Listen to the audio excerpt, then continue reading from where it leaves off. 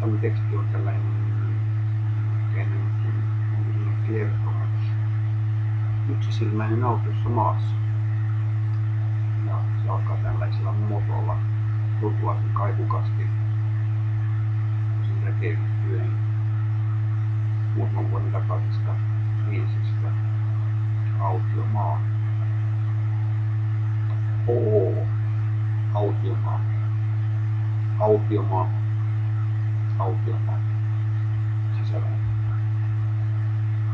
Siinä se ydintiivistys on autiomaa, mikä tulee esimerkiksi tässä kertomuksessa. Eli yksisilmäinen autiossa maassa. Kukaan tuskin muistaa enää, miten merenjumala Poseidonin jälkeläinen Kykloppi Polymos joutui meren aaltoihin. Merestä hän joka tapauksessa huuhtoutui isänsä avulla tämän saaren rantaan ja sen valtiaksi, saman saaren, joka on sitten tunnetuksi yksisilmäiseksi. Maa oli karua enimmäkseen autiomaata, mutta kyklopit saivat autiomaan kukoistamaan. Eivätkö sen ole kovin vaateliaita.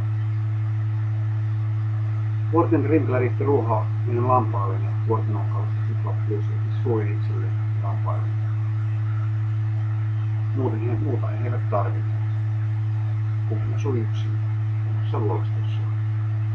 Päivisin he vaeltivat pitkiä matkoja autiomaassa ja tapailevat toisiaan. Sosiaalinen elämä oli vilkasta. Vaihtuvan ravintoon toivat tosin harvoin rantaan haaksivit kultuneet ihmiset. Trojan sodan aikana ja sen jälkeen jättiläiset tulivat paksusti. Sillä tuohon aikaan Poseidon nostatti usein myrskyjä saaren ykköspäälle. Rantaan ajautui niin ihmisiä kuin suuret määrät lastinauutta viiniä. Ja mitä kyklopit erityisesti emoitsivat. Toisinaan Polymos kaipasi takaisin maantereelle. Mutta aina vain harvemmin, mikä vähemmän siellä. Lehdoissa liikkui nymfejä tai yksi tietty nymfi, josta Polymos piti siitä lähtien, kun oli hän ensimmäisen kerran nähnyt. Tai oikeastaan hän ennemmin kuuli kuin näki tätä kaukaista. Polymos muistaa aina, miten katkerasti nymfi iltaisin nykki ja sen jälkeen laulaa. Lähtien rannalla hän sai siepattua ylösnimisen kuninkaankia juoksen lähteeseen. Nymfin itku sattui lieten sydämeen, ja hän haaveili nuoruudessaan usein nymfistä, mutta tiesi, ettei voisi luottaa tätä. Nymfille Kykloppi oli hirveä oli. Hirveän iso ja pelottava jättiläinen, eikä pahinta mitä hän tiesi. Kaikista huolimatta Polymos kuvitteli ja uudelleen itsensä tilasin paikalla. Mutta hän tiesi olensa vain suuri ja ruma jättiläinen. Ja nymfeille kulkunäkö oli kaikki kaikessa.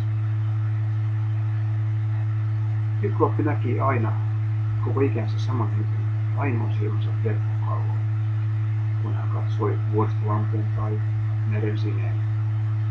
Se oli ainoa asia, jota hän jäi mantereelta saarelleen kaipaamaan, mutta tiesi, että ei voi koskaan saada haluamaansa. Nyt Polymos oli kaiken lisäksi sokea jättiläinen, kun Odysseus-niminen seikkailija oli sotassut hänen aikaan silmänsä. Sellainen.